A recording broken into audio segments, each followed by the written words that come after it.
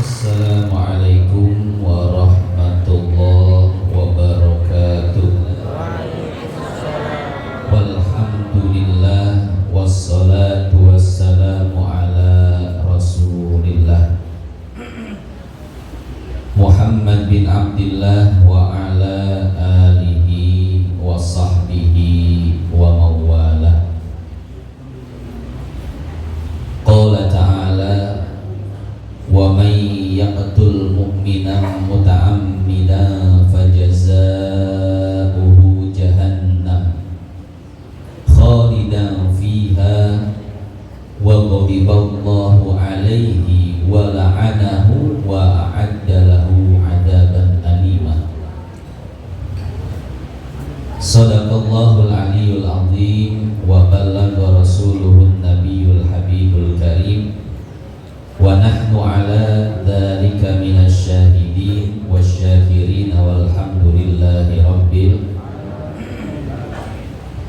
Yang sama-sama kita hormati dan kita muliakan sahibul bait, orang tua kita bersama, Bapak Haji Omin dan Ibu Hajah Kokom beserta seluruh keluarga, yang sama-sama kita doakan mudah-mudahan beliau-beliau semua senantiasa Allah sehatkan badannya, dipanjangkan umurnya, ditambah-tambah keberkahannya.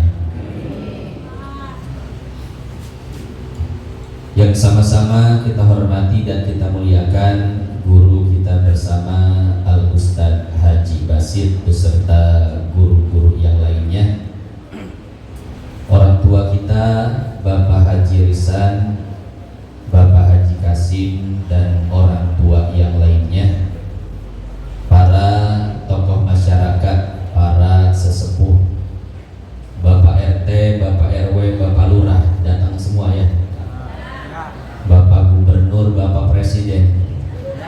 Mana Pak Jokowi? Biasanya ada. Ada ya.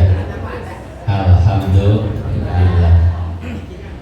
Mudah-mudahan kita yang berkumpul di tempat yang mulia ini senantiasa Allah ampuni dosa-dosa kita, dikabulkan segala hajat-hajat kita, diluaskan rezeki kita, dan dijadikan anak-anak kita menjadi anak-anak yang soleh dan solehah.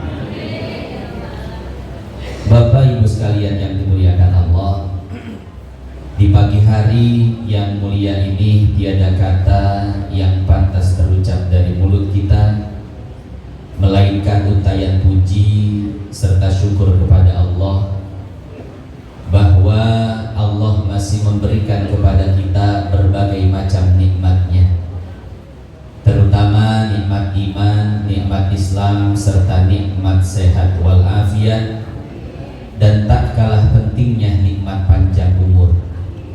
Sehingga pada kesempatan kali ini di tempat yang mulia ini kita masih dapat berkumpul untuk sama-sama melaksanakan salah satu kewajiban kita, yaitu menyambung tali silaturahim dan dalam rangka menuntut ilmu. Saya tanya kepada Bapak Ibu sekalian, lebih wajib mana? Sholat atau ngaji? Lebih wajib ngaji ya Bapak Ibu. Kenapa? Karena sholat tanpa ilmu, sholatnya tidak sah, betul gak? Belum lama saya sholat di belakang orang, pakai celana lepis, bajunya kaos pendek. Pas ruku sama sujud, saya melihat celengan. Celengan apa ini? Ternyata aurat. Kira-kira sholat auratnya terbuka sah tidak? Maka Ibnu Ruslan mengatakan, wa kullu man bi ghairi ilmin ya'malu a'maluhu mardudatun la tuqbalu. Setiap orang yang beramal tanpa ilmu, maka amalnya tertolak dan tidak berlaku. Maka Bapak Ibu lebih wajib sholat atau ngaji? Cek sah. Ya, dua-duanya wajib, tapi lebih wajib sebelum beramal kita menuntut ilmu. Nah, oleh karenanya atas dasar nikmat Allah yang begitu besar yang masih Allah anugerahkan kepada kita, di pagi hari ini kita masih bisa bernafas, masih bisa melihat, masih bisa berjalan, masih bisa berbicara, berkumpul dengan orang yang kita cinta, betul. Maka atas dasar nikmat yang begitu banyak, sama-sama kita ucapkan kalimat hamdalah, alhamdulillah. Salawat besertakan salam senantiasa kita limpahkan kepada junjungan semesta alam, Sayyidi ahli dunia wal akhirah, baginda Nabi besar Muhammad sallallahu alaihi wasallam. Semoga tetap tercurah kepada para sahabatnya, para keluarganya, ahlul baitnya, dan mudah-mudahan sampai kepada kita selaku umatnya. Amin ya rabbal. Bapak Ibu yang dimuliakan Allah, akhir-akhir ini di media sosial banyak berita tentang pembunuhan. Ada tetangga cekcok dengan tetangganya, kemudian disiram dengan bensin dan dibakar. Ada lagi di Jakarta, bapak tiri membunuh anak tirinya dengan cara dimasukkan ke dalam sumur. Sebetulnya apapun masalahnya, tapi kalau sampai mengakibatkan kematian, maka sungguh ini adalah kasus yang besar di hadapan Allah. Coba lihat surat An-Nisa ayat 93. Apa kata Allah? Wa may yaqtul mu'mina muta'ammidan. Siapa orang yang membunuh orang Islam atau sesama muslim dengan sengaja, fajazauhu jahannam, maka balasannya adalah neraka jahannam, khalidan fiha, orang tersebut akan kekal di dalam api neraka. Cuman ulama ahli sunnah mentakwil kalimat ini dengan ayat Quran yang lainnya, ya. Tidak hanya kekal di neraka, wa ghadiballahu alaihi, Allah pun akan murka kepadanya, wa la'anahu, dan Allah akan melaknat orang tersebut, wa addallahu adaban alima, Allah akan menyediakan adab yang sangat pedih kepada orang tersebut. Nah, makanya hadirin hadirat jamaah yang dimuliakan Allah, jangan menganggap sepele masalah nyawa, ya. Tadi orang pertama cuma ribut sama tetangga sampai ngambil bensin, Pak. Dibakar sampai mati tetangganya. Orang kedua anak tirinya, ya masalah apapun sebetulnya ya, namanya keluarga kan bisa diselesaikan. Ini anak tirinya dibunuh, dimasukkan ke dalam sumur. Masya Allah. Di Sukabumi ada seorang siswa mati ketika di ospek. Sekarang kan banyak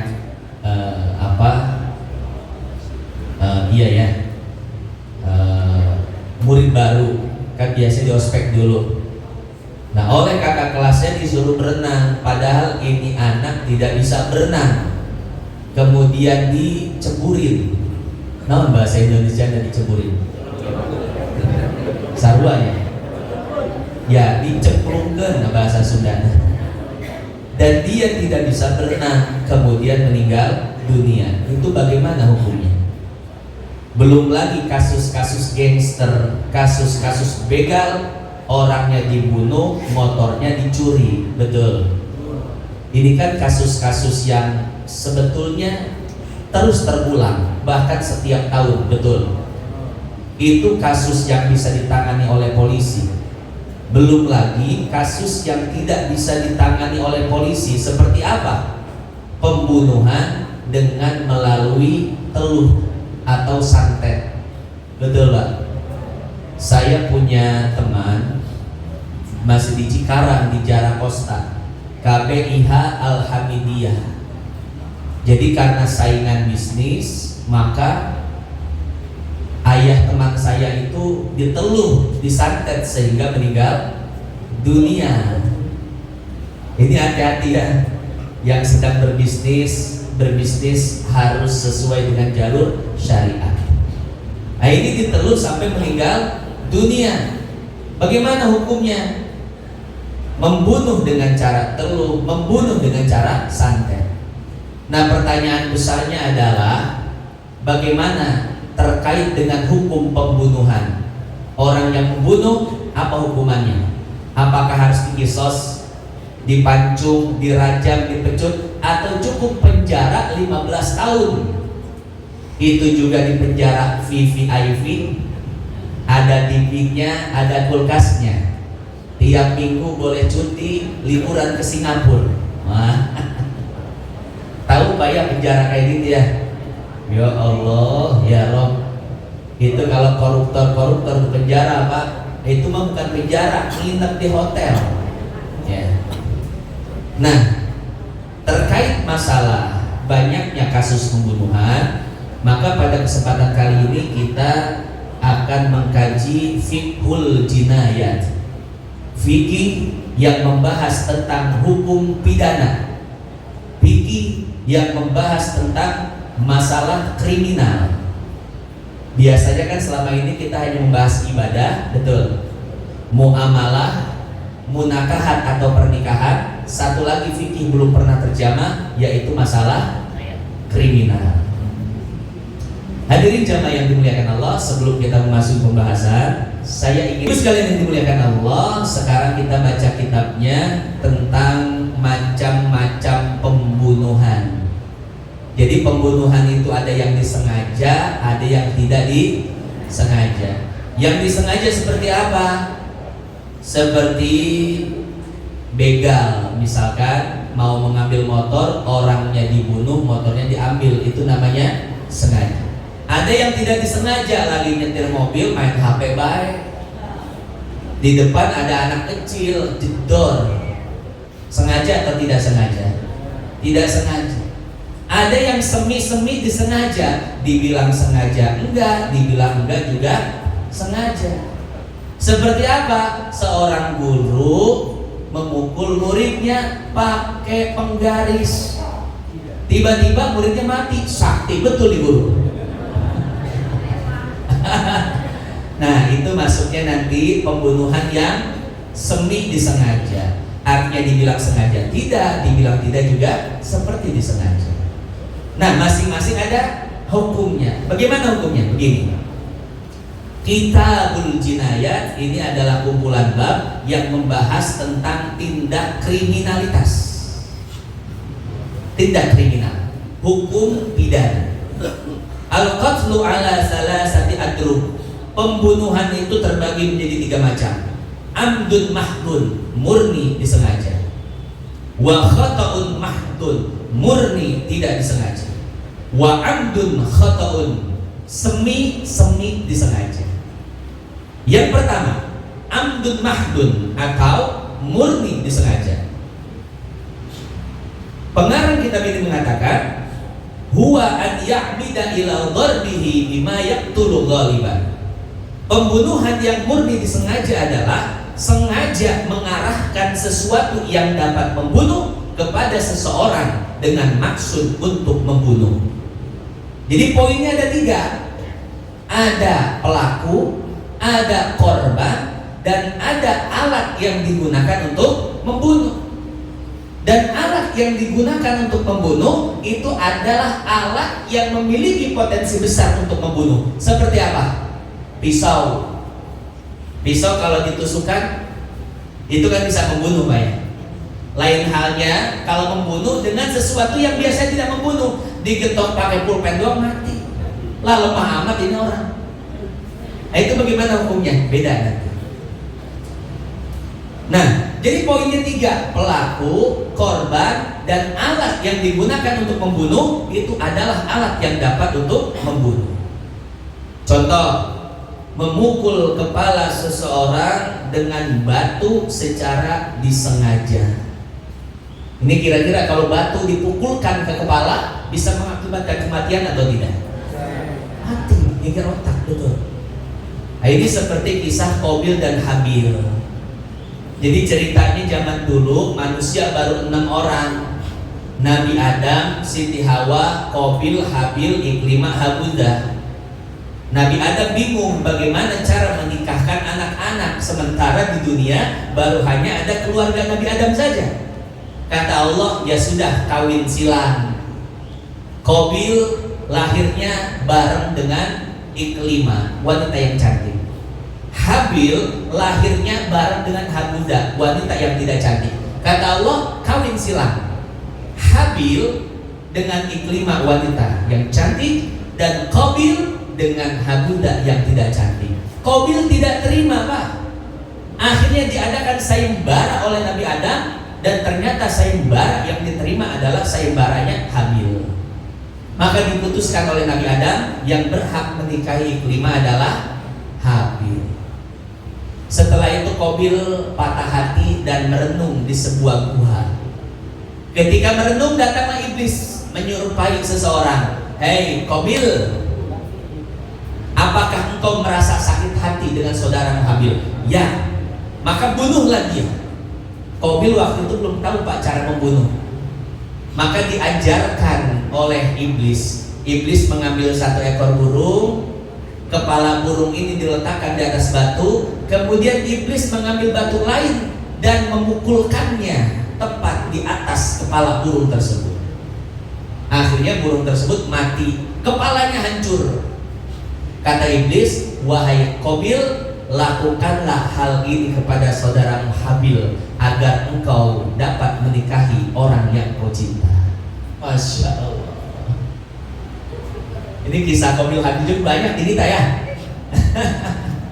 Makanya jangan suka nikah di tikungan orang. Nah, bahaya itu ya. Parah ini. Gak bahaya. Nah, kemudian Qabil pun menghampiri Habil yang sedang tidur di dalam gua. Kemudian sebelum Qabil menimpakan batu ke kepala Habil, maka Habil pun terbangun dan mengatakan, inni uridu an tabu'a bi ismi wa ismika fatakuna minadh dhalimin. Habil memberi nasihat kepada Qabil, Qabil silakan bunuh aku, tapi ingat engkau akan menanggung dosa seluruh umat manusia. Karena si Qabil ini sudah termakan api cemburu, Bang, sudah terlanjur sakit hati, maka si Qabil pun akhirnya menimpakan batu tersebut kepada Habil sehingga Habil meninggal dunia. Itulah pembunuhan pertama yang terjadi di muka bumi. Ada kisahnya di dalam Al-Quran, watslu alaihim naba abnai adam bil haqq idh qarraba qurbana fatuqbila min ahadihima wa lam yataqabbal min al-akhar. Lihat tafsirnya, tafsir Al-Imam Ibnu Katsir. Nah, itulah pembunuhan pertama di muka bumi, yaitu adanya pelaku. Siapa pelakunya? Qabil. Adanya korban. Siapa korbannya? Adanya alat yang digunakan untuk membunuh. Apa alatnya? Batu. Nah, jadi seperti itulah contoh pembunuhan yang disengaja. Atau menusukkan pisau kepada seseorang dengan sengaja. Orang lagi lewat ditusuk cuman gara-gara masalah sepele. Atau menembak kepala seseorang dengan sengaja. Intinya ini adalah pembunuhan sengaja atau berencana. Bagaimana hukumnya? Ini orang yang membunuh dengan sengaja, apakah dia harus dirajam? Apakah dipotong tangannya? Apakah dipotong kakinya? Ataukah cukup dipecut dan dipenjara 15 tahun? Kira-kira bagaimana hukumnya? Lihat di dalam kitab ini, maka kata para ulama, fayajibul qawdu alaihi, maka orang tersebut wajib dikisos. Ini kira-kira Bapak Ibu tahu kisos gak? Lihat surat Al-Baqarah ayat 178. Kutiba alaikumul qisasu fil qatla al-hurru bil hurri wal 'abdu bil 'abdi wal unsa bil unsa. Jadi kisos itu adalah nyawa dibayarnya nyawa. Engkau berani membunuh, maka engkau harus dibunuh. Itu namanya kisos. Ya. Di Jeddah, mungkin yang haji dan umroh, yang pernah haji umroh tahu, di Jeddah itu ada namanya Masjid Kisos. Ya. Jadi sebetulnya namanya bukan Masjid Kisos, tapi Masjid Syekh Ibrahim Al-Juffali. Ini dibangun tahun 1986.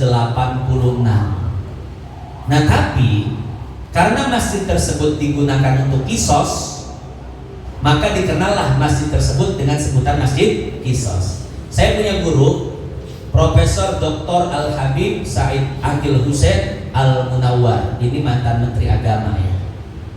Ketika saya kuliah dengan beliau bercerita. Beliau kan S1, S2, S3-nya di Saudi, Pak ya. Beliau cerita. Jadi di zaman saya, kata beliau, di Saudi itu setiap hari Jumat ada hukum kisos, Pak. Ya. Setiap hari Jumat, dan itu dilaksanakan setelah sholat Jumat. Jadi ketika Jumat diumumkan, hari ini akan ada hukuman kisos, atau potong tangan, atau rajam, dan lain sebagainya. Kalau ada hukuman rajam Bapak Ibu untuk siapa kira-kira? Untuk seseorang yang sudah menikah tapi masih berzina. Kalau perjaka dan perawan zina, maka hukumnya cambuk 100 kali. Tapi orang sudah bersuami, orang sudah beristri kemudian dia berzina, maka hukumannya rajam sampai mati. Jadi kalau ada hukuman rajam itu, malam Jumatnya sudah ada 2 truk yang mengangkut batu-batu sekepal tangan. Nanti setelah sholat Jumat yang mau dirajam dikubur setengah badan sampai perut atau dadanya, Pak. Setelah itu orang yang mau merajam dipersilahkan mengambil batu. Ambil. Di batu segede-gede tangan, Bu. Dikelilingin, kemudian dilempari oleh batu sampai mati. Itu kata guru saya bunyinya beletok, beletuk, gedebu. Itu orang yang hatinya lemah bisa pingsan, Bapak Ibu melihat hal seperti itu. Ya. Ada yang dipotong tangannya, ada yang dipotong lehernya. Nah, itulah kenapa masjid tersebut di kemudian hari dinamakan dengan Masjid Kisos. Cuman kalau sekarang, Pak, setahun 3 kali aja belum tentu, ya. Karena sekarang itu untuk menjalani hukum Islam bahkan di Saudi sekalipun itu sangat sulit sekali, Pak. Kalau dulu hampir setiap minggu dan setiap bulan pasti ada. Kalau sekarang sulit, ya. Masjid hanya tinggal sekedar nama, Masjid Kisos. Tapi kisosnya jarang sekali. Mungkin setahun cuma sekali, ya. Bapak Ibu pengen lihat kira-kira? Berarti harus punya teman di sana ya. Nih mau ada kisos nih, langsung Ibu pesen tiket. Cuma buat melihat begituan. Ya Allah, ya Allah. Nah, jadi itulah hukuman kisos, nyawa dibayar nyawa. Cuman kisos ini yang boleh menjalankan hanya pemerintah ya. Warga sipil seperti kita tidak boleh. Wah, ada begal nih, ayo kita kita eksekusi, nggak boleh, Pak. Ada orang zina nih, kegiat di hotel, kita rajam, jangan. Ya, jadi hukuman kisos, potong tangan, dan hukum-hukum Islam yang lainnya tidak boleh ada yang melaksanakan kecuali pemerintah. Cuman karena pemerintah kita ini tidak melaksanakan hukum Islam, ya sudah. Mau bagaimana lagi kita? Kita nggak boleh main hakim sendiri ya. Oh, kata Ustaz katanya kita harus menegakkan hukum Islam. Ada orang zina Pak langsung dirajam, ada orang begal langsung di luar biasa. Nah, ini jangan ya. Nah, jadi sekali lagi yang namanya kisos hanya boleh dilakukan oleh pihak pemerintah. Nah, lalu bagaimana kalau seandainya ahli waris memaafkan si pelaku, si pembunuh? Ada orang sudah membunuh keluarganya, ahli waris kemudian musyawarah. Udah kita maafin aja ini orang, gak usah dikisos. Masya Allah. Bagaimana kalau seandainya ahli waris memaafkan? Fa in afa anhu wajabat diyatun mughalladatun halatun fi malil qatil. Apabila ahli waris memaafkan, maka pembunuh wajib membayar diyat mughalladah secara kontan dari hartanya sendiri. Apa itu diyat mughalladah? Bisa dilihat di bab diyat nanti ya. Jadi intinya adalah si pembunuh kalau seandainya dia dimaafkan oleh ahli waris, maka dia wajib membayar 100 ekor unta. Kalau tidak ada untanya, maka harganya. Coba sekarang kita hitung-hitungan harga. 1 ekor unta harganya berapa? 50 juta misalkan. 50 juta kali 100 berapa Bapak Ibu? 5 miliar. Satu nyawa harganya 5 miliar. Masya Allah. Ya. Nah jadi seperti itu. Kalau seandainya dimaafkan oleh ahli waris, maka tetap si pembunuh wajib membayar tebusan, wajib membayar denda, wajib membayar diat seharga 100 ekor unta kurang lebih 5 miliar. Pak Ustadz, wing boga ya 5 miliar mah bebas berarti ya? Milik saya. Itu tergantung kepada keluarga si mayit juga. Kalau keluarga si mayit tidak memaafkan, maka wajib di kisos. Kalau memaafkan, baru bayar dia. Hadirin hadirat yang dimuliakan Allah, itulah macam-macam pembunuhan yang pertama. Jadi itu baru yang pertama, pembunuhan secara sengaja. Jadi pembunuhan secara sengaja bahkan berencana, hukumnya dikisos. Kalau dimaafkan oleh keluarga si mayit, maka bayar dia. Lalu bagaimana hukum membunuh tidak disengaja dan semi-semi disengaja? Bagaimana hukum membunuh seseorang dengan teluh dan santet? Ini dukun wajib dikisos atau enggak? Bagaimana membunuh tapi menyewa pembunuh bayaran? Maihan seorang mah tuh nih, cuman boga duit ya 10 juta paihan sehan, deh timbang 10 juta mah. Nah itu kira-kira bagaimana tuh hukumnya? Insya Allah akan kita bahas pada pertemuan berikutnya. Hadirin hadirat yang dimuliakan Allah, jadi yang baru kita bahas baru satu macam, insya Allah 2 macam lagi kita teruskan satu depan. Itu saja yang dapat saya sampaikan. Tentu pembahasan ini banyak kekurangannya. Wassalamualaikum warahmatullahi wabarakatuh.